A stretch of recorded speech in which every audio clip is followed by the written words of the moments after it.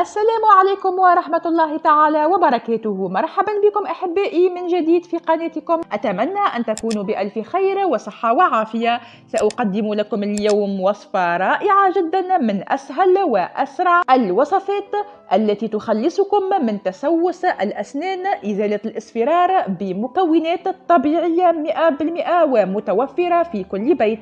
سنحتاج في هذه الوصفة إلى المكون الرئيسي وهو الثوم. سنقوم بتقشير وبشر 4 فصوص متوسطة من الثوم، فهو يعمل على علاج الالتهابات، القضاء على البكتيريا التي تسبب التسوس، وإزالة الرائحة الكريهة من الفم، كما يزيل الإصفرار نهائيا.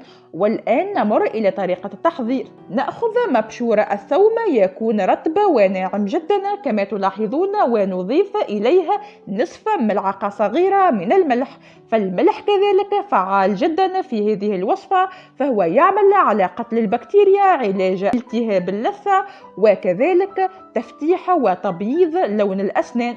وأخيرا سنضيف ملعقة صغيرة من معجون الأسنان، ويفضل أن يكون أبيض بدون أي ملونات. بعد ذلك نقوم بخلط جميع المكونات جيدا حتى تندمج كل العناصر مع بعضها البعض، وهذه الوصفة ممتازة جدا وتعطينا نتائج غير متوقعة. أنصحكم باستعمالها والاستفادة منها لتبييض الأسنان، علاج اللثة، إزالة الإصفرار، علاج التسوس، وإزالة الرائحة الكريهة من الفم. والآن نمر إلى طريقة الاستعمال. نأخذ فرشاة الأسنان، ومن المهم أن تكون هذه الفرشاة رطبة لأننا سنقوم بتطبيق الوصفة على الأسنان واللثة في نفس الوقت. نقوم بأخذ القليل من هذا المعجون، وبعد ذلك نقوم بفرك الأسنان جيدا من الداخل والخارج.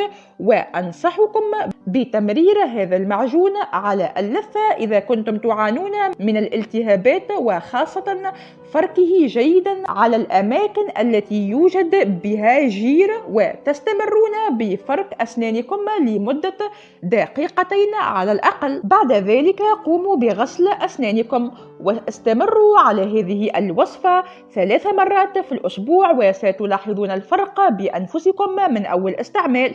تبييض رهيب للأسنان، إزالة الرائحة الكريهة، بالإضافة إلى علاج التهابات اللثة، علاج التسوس، وكذلك تساقط الجير، وعلاج كل مشاكل الأسنان نهائيا. أتمنى أن تكون هذه الوصفة قد نالت إعجابكم، فإذا أعجبتكم لا تنسوا الضغط على زر الإعجاب. وإذا كنتم تزورون القناة لأول مرة فأهلا وسهلا بكم. يمكنكم الانضمام إلينا بالاشتراك في القناة وتفعيل الجرس ليصلكم كل جديد. أشكركم على المتابعة، وإلى اللقاء في فيديو قادم إن شاء الله.